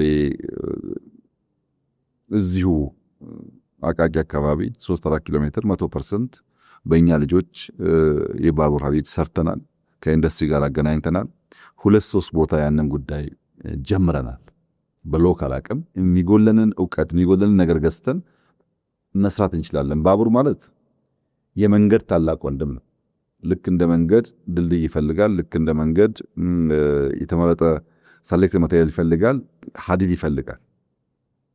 መንገድ እየሰራን ከሆነ የሆነ ፓርቱን እኛ በሎካል ማርኬት ልንሰራው እንችላለን። የሚጎለን ደግሞ ካለ ልንገዛ እንችላለን ማለት ነው። ሌላው አየር መንገድ ነው። ቅድም አንስቼዋለሁ። ባይዘዌ ከቢሾፍቱ ዋናው ኤርፖርት ተጨማሪ በጣም በርካታ ኤርፖርቶች ኢትዮጵያ ውስጥ እየተገነቡ ነው። በጣም ብዙ ቦታ ታስተውሉ ከሆነ አላቅም እየተመራረቁ ነው። አሁንም በቅርቡ 2-3 ይመረቃሉ። ግን ዋናው ደግሞ የትልቁ ኤርፖርት ነው እንደ ሀብ የምንወስደው። ወደብ ሌላ ጉዳይ ነው። በተለይ ድራይ ፖርትን በሚመለከት የተለያየ ቦታ ሙከራዎች አሉ። ግን በቅርቡ የዛሬ 2-3 ሳምንት ወይ 1 ወር ገደማ የሞጆ ድራይ ፖርት እናስመርቃለን። ባለፉት 3 ዓመት ተኩል ስንሰራ የቆየንበት ድራይ ፖርት ነው። ይህ ድራይ ፖርት በቀላል ቋንቋ እንዲገባ የጅቡቲና የበርበራ ፖርቶች ተደምረው የእኛን ድራይ ፖርት አያክሉም። በሳይዙ፣ በሚያንቀሳቀሰው የኮንቴነር አቅም፣ በስቶሬጅ ካፓሲቲው፣ በዘመናዊነቱ የጅቡቲም በርበራውን ፖርት ተደምረው አያክሉት። በጣም ትልቅ ፖርት ነው የገነባ ነው። በቅርቡ ይመረቃል። በጣም ጥሩ ስራ ነው። ከባቡር ጋር የተገናኘ ነው። ኦቶሜትድ ነው። ኮንቴነር የምናንቀሳቀስበት አቅማችን ያደገ ነው። በስቶሬጅ ካፓሲቲው በአመት ለፈርቲላይዘር የምናስገባቸው ምርቶች ክሎስ ቱ 25% ስቶር ማርኬት በጣም ትልቅ ስቶሬጅ ካፓሲቲ ያለው ይሄ አቅም ይህንን ማንቀሳቀስ የሚያስችል አቅም ለወደፊት ትልሞቻችንን በእጅጉ የሚያግዝ በሎካል አቅም እነዚህ ትላልቅ ነገሮች ማንቀሳቀስ ከቻል ወደፊት አቅሙ ሲፈጠር በቀላሉ ለመጠቀም ያስችላል። ዲጂታል ኢንፍራስትራክቸር ኢንዱስትሪ ዲጂታል ኢንፍራስትራክቸር በበቂ ከሌለ፣ ፋይበር ኦፕቲክስ ከሌለ፣ ኢንተርኔት ከሌለ፣ ዳታ ከሌለ፣ ዳታ ሴንተር ከሌለ፣ እነዚህ ጉዳዮች ከሌሉ ቅድም እንዳልከው ገበያ ስለሆነ አያስኬድም እና እነዚህም በፋይበር ኦፕቲክስ የማገናኘት ስራ በጣም በስፋት ይሰራል። በተለይ አሁን ደግሞ ፎር ዘ ፈርስት ታይም የናሽናል ሶቨሪን ክላውድ እየገነባን ያለ ነው። እስከዛሬ አልነበረንም። እነዚህ ሁሉ ኢንፍራስትራክቸሮች ኢንዱስትሪውን፣ ንግዱን፣ ኢንፎርሜሽኑን ቀድሞ የመስማቱን ቀድሞ መዘጋጀቱን እና የመድረሱን አቅም በከፍተኛ ደረጃ እያሳደጉ የሚሄዱ ይሆናሉ። ከመሰረተ ልማቶች መካከል በጣም ትልቅ ትኩረት የሚሰጠው ከአምራች ኢንዱስትሪው ጋር በተያያዘ የኢነርጂ ጉዳይ ነው፣ የኃይል ጉዳይ። በዚህ ላይ መንግስት እየሰራ ያለው ስራ ምንድን ነው? ከኋላ ያለው አስተሳሰብ ምንድን ነው? በተለይ አማራጮችን ከማብዛት አንጻር እየተሰራበት ያለው ልክ ከምን እሳቤ የተቀዳ ነው? ኃይል ከሌለ ኢንዱስትሪ የለም። የኢንዱስትሪ ምግቡ፣ የኢንዱስትሪ መጠጡ ኃይል ነው። ኃይል ጠጥቶ ኃይል በልቶ ነው የሚያመርተው እና በበቂ ደረጃ ኃይል ማምረት ካልቻልክ ኢንዱስትሪ የለም። የምታመርተው ኃይል ደግሞ ታዳሽ ኃይል መሆን አለበት። አሁን ባለው ትሬንድ ተፈላጊው እሱ ስለሆነ በዚህ ዓመት የኢትዮጵያ ኢንዱስትሪዎች የኢነርጂ ፍላጎታቸው 23% አድጓል። በዚህ ዓመት 23% ተጨማሪ ኢነርጂ ለኢንዱስትሪ ብቻ አውለናል። ይሄን ያክል ምግብ ከተመገበ ይሄን ያክል ፕሮዳክትን ደግሞ አውጥቷል ማለት ነው። ቅድም ቆመዋል ካልኩ ሊሆን ይችላል፣ አዲስ ያገቡት ሊሆን ይችላል። ግን 23% የኢነርጂ እድገት አምጥቷል። ኢትዮጵያ ውስጥ ኢነርጂን በሚመለከት የምንከተለው መንገድ በአብዛኛው ክሊን ኤነርጂ ላይ ነው። ለምሳሌ ህዳሴ ከዚህ ሁሉ ጫና አንድ ብር ብድር ሳናገኝ የሚያግዘን ሳይኖር ዲፕሎማቲክ ጫና እያለ በመከራ መከወን መፈጸም ችለናል። ዋጋ አስከፍሎናል። ብዙ ጭቅጭቆች፣ ብዙ ስድቦች አልፈናል። ግን ፋይናሊ ህዳሴ ሳይሞት ህልው ሆኖ ለኢትዮጵያውያን ኢነርጂ መስጠት እንዲችል በኤክስፖርትም ለኢንዱስትሪ መመገብ እንዲችል ሆኗል። ኮይሻን ብትወስድ ቅድም እንዳነሳው ነው ህዳሴን የሚያክል ኢንዱስትሪ እየሰራን ብድር ሳናገኝ እሱን መጨረስ ሳንችል ኮይሻ መጀመር ትክክል አልነበረም። አንዱን ጨርሳ መጀመሪያ ያለብን ቢኮዝ ብድር አልተገኘባቸውም። በጣም ከፍተኛ የሆነ ሀብት የሚጠይቁ ነገሮች ናቸው። ያም ሆኖ ግን ህዳሴ በተሟላ ጨርሰን ፊታችን ወደ ኮይሻ አዙረናል። ኮይሻ ምናልባት 2 ዓመት ገደማ ሊፈጅብ ይችላል። ከአሁን በኋላ ግድቡ ኦልሞስት እያለቀ ነው። ክሪቲካል ፓርቱ ኤሌክትሮሜካኒካሉ ነው። ከውጭ የሚገባ ስለሆነ ተርባይኑ የውጭ ምንዛኝ ይፈልጋል፣ ማምረቱም ጊዜ ይፈልጋል። 2 ዓመት ተኩል ገደማ ኮይሻም ሙሉ በሙሉ ወደ ስራ ይገባል። በቅርቡ የአይሻን የነፋስ ማምረቻ ኢነርጂ ማምረቻ እንደ አስመረቅ ይታወቃል እና በዚህ 2-3 ሳምንት ያሰላ እንዲሁ ይመረቃል። የዊንድ ፋርም ማለት ነው። ኦፍኮርስ ጂኦተርማል ላይ በፕራይቬት ሴክተር በቱሉ ሞዬና ኮርቤት የጀመርናቸው አሉ። የራሳቸው መንገጫገጭ አላቸው። እኛ እንደያዝናቸው በፈጠነ እየሄዱ አይደለም፣ ግን እነሱም ቢሆኑ ስራ ላይ ናቸው። አማራጭ ኢነርጂ ያስፈልጋለን። ኒውክሌር ላይ እንደጀመርን ይታወቃል። በጣም ጥሩ ሌቭል የደረሰ ጉዳይ ነው። በኒውክሌር ኢነርጂ፣ በሃይድሮ፣ በሶላር፣ በጂኦተርማል፣ በዊንድ ኢትዮጵያ በክሊን ኤነርጂ በጣም ሰፋፊ እድሎች ስላላት አሟጣ መጠቀም ከቻለች በኢንዱስትሪው ክሊን ኤነርጂን በማቅረብ ልትወዳደር የምትችል ሀገር ትሆናለች ማለት ነው። እስካሁን የነበረው ናሬሽን መስተካከል ያለበት ናሬሽን፣ እናንተም የእናንተ ሚዲያ ተደጋጋሚ የሚናገረው ናሬሽን ኢትዮጵያ የውሃ ማማ ናት የሚል ናሬሽን ነው። ኢትዮጵያ የውሃ ማማ መሆኗ ሙሉ በሙሉ ስህተት አይደለም፣ ውሸትም አይደለም። ግን ናሬሽን መገንባት ያለበት ኢትዮጵያ የታዳሽ ኃይል ማማ ናት በሚል መሆን አለበት። ለምንድነው ይህን ጉዳይ የማነሳው? ይሄኛውን ውሃ አትንኩት እናንተ ሲሉ ዝም ብሎ መንገደኛ የሆነ ሀገር ሰዎች ለምን ስትላቸው እናንተ እኮ የውሃ ማማ ናችሁ፣ የውሃ ችግር የለባችሁም፣ ይሄኛውን ብትተውትም አማራጭ አላችሁ። ኢማጂን 60% ኢነርጂ በማያገኝበት ንጹህ ውሃ በማያገኝበት ሀገር የውሃ ማማ ነን እያል ራሳችንን እየሸነገል ከዛ ውሃ ሊገኝ የሚችለው ትሩፋት ሳናገኝ ነው። የውሃ ማማነታችን የሚረጋገጠው የታዳሽ ኃይል ማማ ስንሆን ነው። የውሃ ማማነት የሚረጋገጠው 100% በምግብ ራሳችንን መቻል ስናረጋግጥ ነው። ውሃው ምግብ፣ ውሃው ኢነርጂ፣ ውሃው ህይወት ሲሆን ነው እንጂ ውሃው መሬት ቆፍሮ ሸለቆ ፈጥሮ ንጹህ አፈር እያንከባለለ ስለሄደ የውሃ ማማ ልንባል አንችልም። ባለፉት 1000 ዓመታት የኢትዮጵያ ውሃ ማማነት ብዙ ሸለቆ ፈጠረ።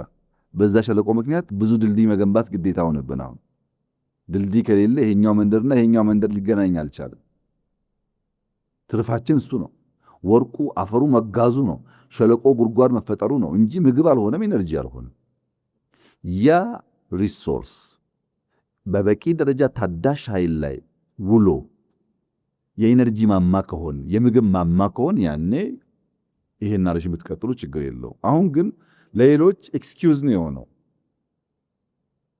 ሌሎች እናንተ የውሃ ችግር የለባችሁም እየጠማን ንጹህ ውሃ እያጣ ኢነርጂ በበቂ ደረጃ ሳይኖረን ግን ልክ እንዳለ እንድንታሰብ ነው ያደረገንና ኢትዮጵያ የውሃ ማማ ሳይሆን የታዳሽ ኃይል ማማ እንድትሆን፣ ኢትዮጵያ የውሃ ማማ ሳይሆን የምግብ ማማ እንድትሆን ማረጋገጥ መቻል ናሬሽኑን በዛ መገንባት ያለበት ይመስለኛል። እንግዲህ በጣም ትልልቅ ጉዳዮችን ያነሱልን። አሁን ደግሞ የውሃን ጉዳይ ካነሱ አይቀር የሀገራችንን ትልቁን አጀንዳ የባህር በር ጉዳይን ለማንሳት እንገደዳለን። ይሄ የባህር በር ጉዳይ በስፋት ብዙ ነገር እየተባለበት ነው። ግን ከኢንዱስትሪ ጋር በተገናኘ የባህር በር ማጣታችን በአምራች ኢንዱስትሪው ላይ ያሳደረው ጫና ምን ያህል ነው? አሁን እየተደረገ ያለው ጥረት ሲሳካስ ለኢንዱስትሪው በተለይ ለአምራቾች ያለው ትርጉም ምንድን ነው ይላሉ? ለኢትዮጵያ የብልጽግና ጉዞ ኢትዮጵያ ዜጎቿን በበቂ መግባ ራሷን ችላ በዓለም ተወዳድራ የላቀች ሀገር ለመሆን ካሉብን ዋነኛ ማነቆች ትልቁ ችግር ወደብ አልባነት ነው። የባህር በር ጉዳይ ከዚህ ቀደም ስንለው በተገለጠና በሚታይ መንገድ አሁን ባለው ሁኔታ ምን ጫና እንዳለው ምን ችግር እንዳለው ሁሉም ሰው እያየው ይመስለኛል።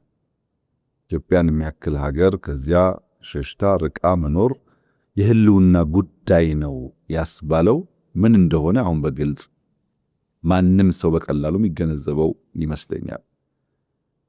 የባህር በር አልባነት ገመና አልባነት ነው። እኛ ባህል አለን።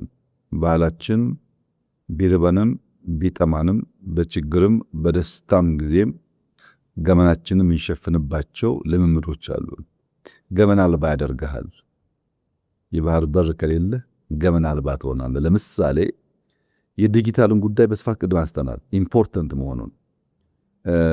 የዲጂታል ፋይበር ኦፕቲክስ በውሃ ውስጥ ስለሚሄዱ በአንድ በኩል የናሽናል ክላውድ የተለያየ ሌየር የኢንክሪፕሽን አቅም ኮንፊደንሻሊቲን ለመጠበቅ የሚያስችል መንገድ ያልተሰራበት ሀገር ሲሆን፣ በሌላ መንገድ ሳተላይቱም ፋይበሩም በሌላ ሀገራት የሚያልፍ ሲሆን ዲጂታል ገመና የለውም፣ ዳታ ገመና የለውም፣ ሚስጥር የለም ማለት ነው።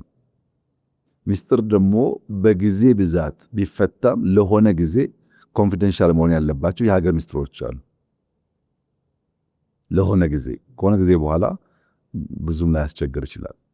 የዲጂታል ገመና አልባነት ያስከትላል። የምታስገባቸው ኢምፖርት የምታደርጋቸው ማንኛውም ቁሳቁሶች ሁሉም ሰው ማወቅ አይጠበቅበትም። የኢምፖርት ገመና አልቦነት ያመጣል። ልክ አንድ ቤት ውስጥ የምትገዛው የምትሸጠውን በሙሉ ማንም ጎረቤት ማወቅ እንደሌለበት ማለት ነው። የኤክስፖርት ገበና አልቦነት ያመጣል። የምትሸጠውን ለማን፣ የት፣ መቼ ሁሉ ነገር መታወቅ የለበት። ያው የጂኦፖለቲክሱ ኮምፒቲሽን ፍላጎት የሚታወቅ ስለሆነ ማንኛውም እንቅስቃሴን ሰው የሚያክ ከሆነ በአጭሩ ሊጨነግፍ ስለሚችል ጉዞ። ከዚህ በተጨማሪ በከፍተኛ ደረጃ ሎጂስቲክስ ኢምፖርታንት ነው። የሎጂስቲክስ ወጪ ላይ ያለው እንድምታ በጣም ከፍተኛ ነው። የባህር በር ካላቸው ሀገራት አንጻር ከኛ ጎረቤቶች አንጻር ከ50 እስከ 100% ዋጋ ይበልጣል። ሎጂስቲክስ ላይ አንድ ምርት ከቻይና ገብቶ ናይሮቢ የሚሸጥበት ዋጋ እኛ ጋር ገብቶ ከሚሸጥበት ዋጋ ቢያንስ 30% የዋጋ ጭማሪ እኛ ጋር ይኖረዋል። ኮስት ስላለው ማለት ነው።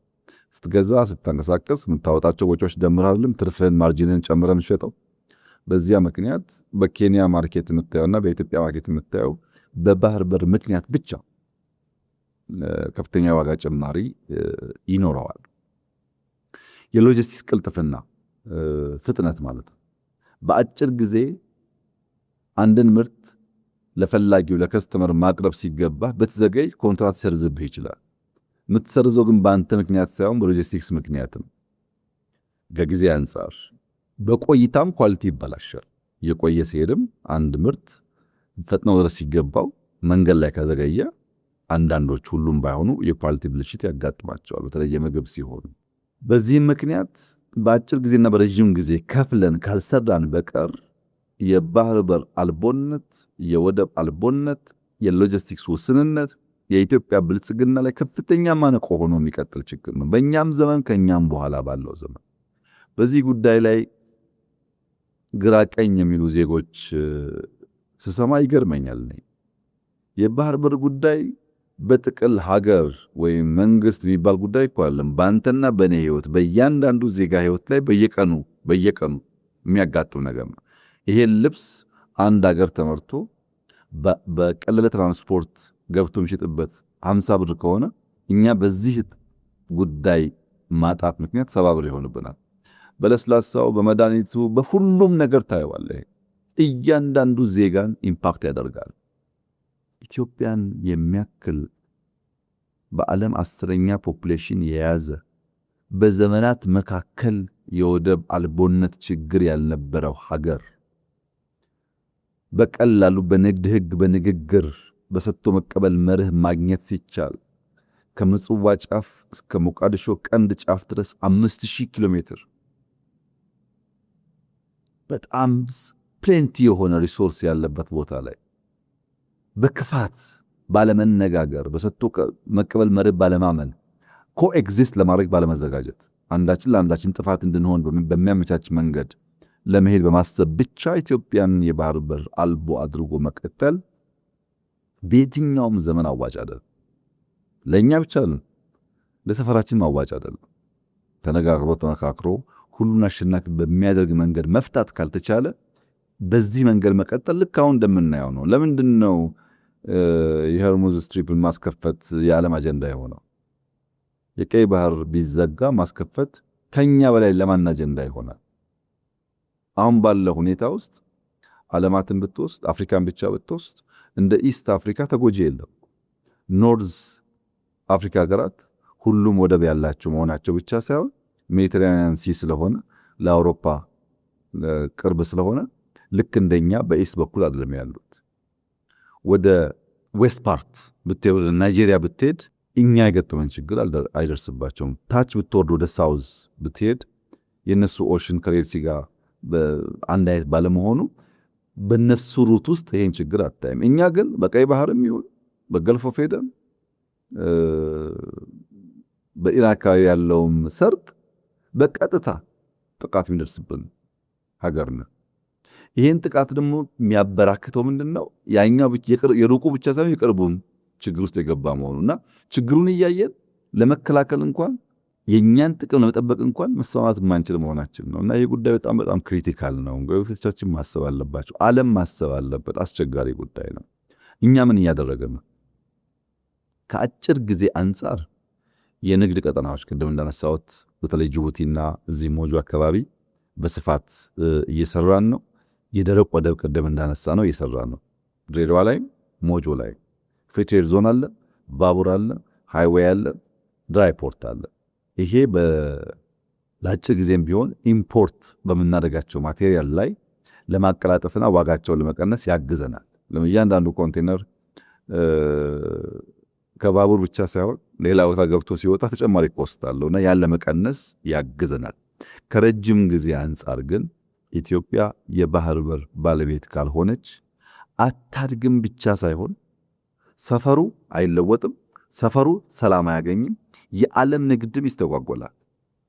የዓለም ንግድ እንደ ኢትዮጵያ ባሉ አንከር ሀገሮች ቁጥጥር ስር መዋል የሚገባቸው ኤሪያስ እንደ ኢትዮጵያ ያሉ ትላልቅ አቅም ያላቸው ሀገራት ከጉዳዩ ርቀው ከሄዱ ትናንሽ ሀገራት ያንን ሰርጥ ያንን ወሽመጥ መጠበቅ ስለማይችሉ በእነሱም ጭምር በተቀረውም ዓለም አደጋ ያመጣልና ከረጅም ጊዜ አንጻር የኢትዮጵያ የባህር በር ጉዳይ አለ የማይባል ብዙ ልንጨቃጨቅበት የማይገባ በተቻለ መጠን በሰላም በንግግር በድርድር መሆን ያለበት ግን የግድ መሆን ያለበት ጉዳይ ኢትዮጵያ ከባህር በር ተነጥላ እስከ ወዲያኛው ትኖራለች ብሎ የሚያስብ የቅርብም ይሁን የሩቅ ሰው ካለ እሱ የዋህ ነው። እንደዚያ የሰርቫይቫል ኢሹን ኮምፕሮማይዝ አድርጎ ብልጽግናን ማሰብ አይቻልም። መቼ የሚለውን ማሰብ፣ ማስላት፣ መምከር ይጠይቅ ይሆናል።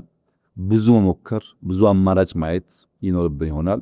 ግን በአጭርና በረጅም ጊዜ ተከፍሎ ሊሰራበት የሚገባ ቁልፍ ጉዳይ ያንን ካልከወን ኢንዱስትሪያችን በምንፈልገው ልክ ተወዳዳሪ ሆኖ በዓለም ማርኬት ላይ አንተ በ10 ብር የምታቀርበውን እኔ በ20 ብር እያቀረብኩ የኔ ማንም ሊገዛልኝ አይችልም። በሁሉም ምርቶቻችን በግብርናውም በኢንዱስትሪውም በዓለም ገበያ እንዳንወዳደር የሚያደርገን አንዱ ችግር ኳሊቲ ነው። እሱም ብናሻሽለው፣ ሁለተኛው ችግር ጊዜ ነው፣ በጊዜ መድረስ ነው። ሶስተኛ ችግር በሎጂስቲክስ ምክንያት ኮስት ነው። እነዚህን ጉዳዮች እየቀረፈን ካልሄድን ተወዳዳሪ መሆን ማደግ አንችልም ማለት ነው እና የባህር በር ጉዳይ ለእያንዳንዱ ዜጋ ለኢትዮጵያን ብልጽግና ለሚያስቡ ዜጋም ላልሆኑ ሰዎች ለቀጠናው ሰላም ለሚያስቡ ለጋራ እድገት ለሚያስቡ ማንኛውም መልካም እሳቤ ላላቸው ሰዎች ሁሉ ኢምፖርታንትና አንገብጋቢ ጉዳይ መሆኑን መገንዘብ በእጅጉ አስፈላጊ ይመስለኛል። መልካም ክቡር ጠቅላይ ሚኒስትር፣ በጣም ሰፋፊ ጉዳዮችን ያነሱልን በጥልቀት። የዛሬው ውይይታችንን ለማጠቃለል ግን የእርሶን ራዕይ ብንሰማ ደስ ይለኛል። በኢንዱስትሪ ላይ የእርሶ ራዕይ ምንድን ነው? ለኢትዮጵያ የኢንዱስትሪያዊነት እድገት በአምራች ኢንዱስትሪ ላይ በዚህ ራዕይ ውስጥ ደግሞ አዲሱ ትውልድና የሀገር ውስጥ ባለሀብት ሚናቸው ምንድን ነው መሆን ያለበት ይላሉ? የእኛ መንግስት ራዕይ ያለውን ስታይ በግልጽ በጽሁፍ አስቀምጧል። ለኢትዮጵያ ብልጽግናን እንመኛለን። ያ ብልጽግና ደግሞ ሊመጣ የሚችለው በእውቀት በትጋት በስራ እንደሆነም እንዲሁ እናምናለን። ኢትዮጵያ የኢንዱስትሪና የቴክኖሎጂ ማዕከል መሆን አለባት። ዜጎቿ ለሀገራቸው፣ ለግላቸው፣ ለቤተሰቦቻቸው ብልጽግና የሚተጉ የሚሰሩ በላባቸው በድካማቸው ውጤት ብልጽግናን የሚያረጋግጡ መሆን አለባቸው ብለን በጽኑ እናምናለን። በጽሁፍ ተገልጿል፣ በንግግር ተገልጿል፣ በስራም እየተገለጠ ይገኛል። ይህን ለማሳካት አንደኛው የኢትዮጵያ ታምርት ንቅናቄን በከፍተኛ ደረጃ ማጠናከር ያስፈልጋል። ኢትዮጵያ ማምረት አለባት። የኢትዮጵያ ዜጎች ማምረት አለባቸው፣ መፍጠር አለባቸው፣ ማምረት አለባቸው። ኢንኩቤሽን ሴንተር እናሰፋለን። ፖስት ኢንኩቤሽን ሴንተር ፓርኮች እናሰፋለን።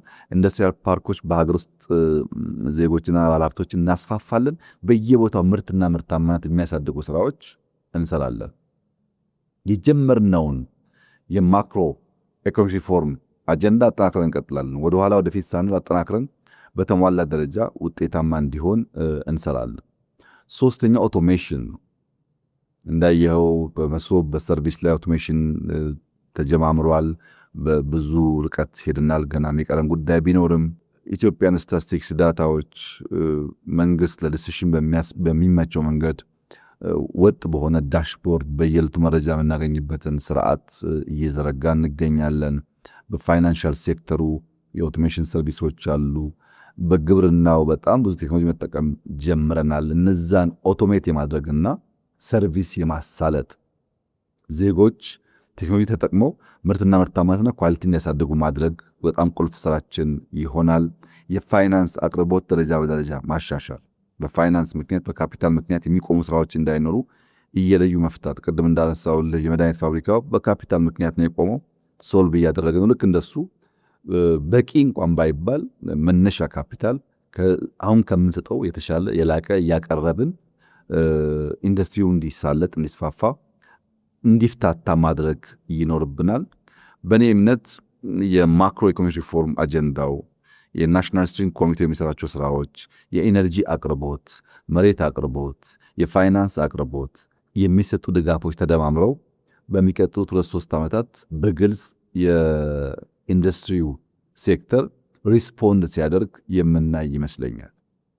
አሁን ማይኒንግ ልንሰራበት ይገባል፣ ትልቅ ሀብት ነው ምናምን በሚባልበት ሰዓት ብዙም ጆሮ አልነበረም። እንደምታስታውሰው 30-40 ሚሊዮን ዶላር ገደማ ነው በለውጡ ዘመን ከማይኒንግ ሴክተር የምናገኘው። ዛሬ ክሎስ ቱ 4 ቢሊዮን ዶላር እናገኛለን። ከ30-40 ሚሊዮን ዶላር 4 ቢሊዮን ዶላር ደረጃ ገብቷል። ይጨምራል።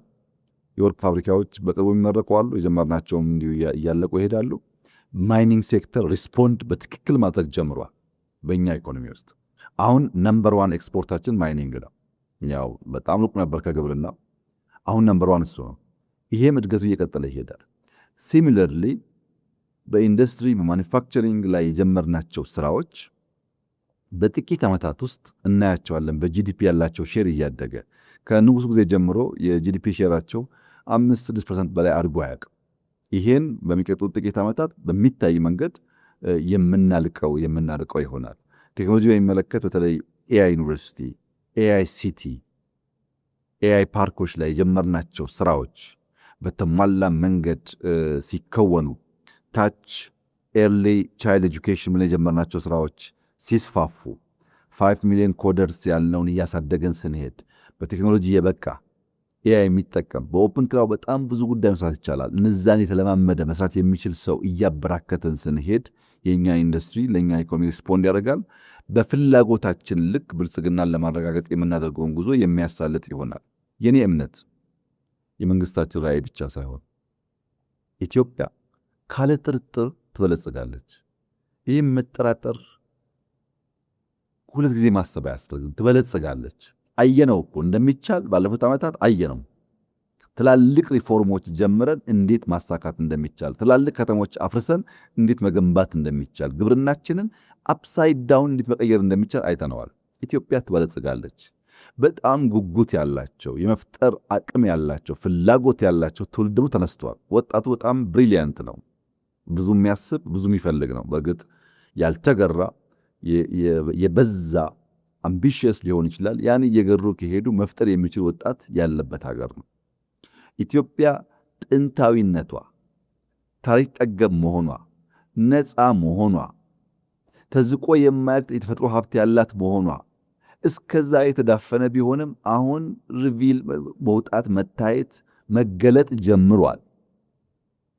በሁሉም መስክ፣ በቱሪዝሙ፣ በቴክኖሎጂው፣ በኢንዱስትሪው፣ በግብርናው፣ በማይኒንጉ፣ በምንሰራቸው ስራዎች የኢትዮጵያ አቅም በከፍተኛ ደረጃ እያበበ እየወጣ ይሄዳል። ለሚቀጥሉት 10 ዓመታት ምንም ጥርጥር የለውም በአፍሪካ ውስጥ አውራ ሀገር ትሆናለች ኢትዮጵያ። ይህ እንዲሳካ እኔም አንተም ዜጎችም ቁጭ ብለን በልመና ቁጭ ብለን በመሻት በምኞት የምናመጣው ለውጥ እንደሌለ አምነን ቀንከሌት ተክተን ልመናን ላለማውረስ፣ ችግርን ላለማውረስ፣ መከራን ላለማውረስ በሙሉ ልብ ቆርጠን የምንተጋና የምንሰራ ከሆነ ምንም ጥርጥር የለውም የምናስባትን ኢትዮጵያ እንሰራታለን። እኔ የምናያትን ኢትዮጵያ የምናስባትን ኢትዮጵያ እንደማይጠረጥር የለኝም፣ አያታለሁ። ልጆቼ ደግሞ ይኖራታል። እኔ የዛ ብልጽግና በተሟላ ደረጃ የምቋደስ የምዝናናበት ላልሆን እችላለሁ። የኔ የህይወት ጉዞ ለዛ መሰረት መጣል ሊሆን ይችላል። ግን አየዋለሁ፣ ልጆቼ ደግሞ ይኖሩታል። ይሄን አምኜና አስቤ ነው በየቀኑ የምሰራው። አንተም ያን ስታደርግ፣ ሌሎችም ይሄንን ሲያደርጉ የኢትዮጵያን ብልጽግና ለማረጋገጥና ልፋቶቻችን፣ ሪፎርሞቻችን፣ ስራዎቻችን ሪስፖንድ እንዲያደርጉ ማድረግ የሚያስችል አስቻይ ሁኔታ ኢትዮጵያ ውስጥ እንዳለ በደንብ እገነዘባለሁ። ብዙ ሰዎች አሁን ኢትዮጵያ ያለችበት ሁኔታ በደንብ የሚገባቸው አይመስለኝም። ዝም ብሎ ሲናገሩ ስሰማ እየተጓዝን ያለንበት ሩጫ ፍጥነት ውጤት የሚገባቸው አይመስለኝም። ኢትዮጵያ አትቆምም። ኢትዮጵያ ሸብረክ አትልም። ኢትዮጵያ ትበለጽጋለች። ህልሞቻችንም ደረጃ በደረጃ የኢትዮጵያ መሰረታዊ ፍላጎቶች እንመልሳለን። ከዚህ የሚያቆመን ነገር የለም። በንጹህ እጅ፣ በንጹህ ልቦና፣ በትጋት፣ በልፋት፣ በውጤት ኢትዮጵያን ለማቅናት ለማንሳት ስለምንሰራ ፈጣሪያችንን በእጅጉ ያግዘናል፣ እያገዘን ይገኛል። ስለሱ ምስጋና አለን። ስለ ህዝባችን ምስጋና አለን። ስለሚተጉ ሰዎች ምስጋና አለን። ስለሚሰርቁ ሰዎች እባካችሁ ተሰብሰቡ ማለት እንፈልጋለን። ሌብነት አገር አያሳድግም። አለመትጋት አገር አያሳድግም። በመልፋት በመጣር በመደመር በመሰብሰብ አንድ ላይ በማተኮር ፎከስ ሆነን ከሰራን ግን ምንም ጥርጥር የለውም የኢትዮጵያ ብልጽግና ማረጋገጥ የሚያስችል ግልጥ ያለ ራዕይና ውጤት እያመጣ ያለ ጅማሮ በእጃችን እንዳለ አምናለሁ። በዚሁ አግባብ ኢትዮጵያ በልጽጋ ከፍ ብላ በዓለም መድረክ የምትታይበትን ከረሃብ ከችግር ከልመና ከእርዳታ የምትወጣበትን ሀገር እኔም አንተም ማየት እንድንችል ማሳካት እንድንችል ምኞቴ ነው። እንግዲህ እጅግ አድርጌ አመሰግናለሁ። እዚህ ላይ ምንም የሚጨምር ነገር የለውም። ለጊዜው እጅግ በጣም አድርገን እናመሰግናለን። አመሰግናለሁ።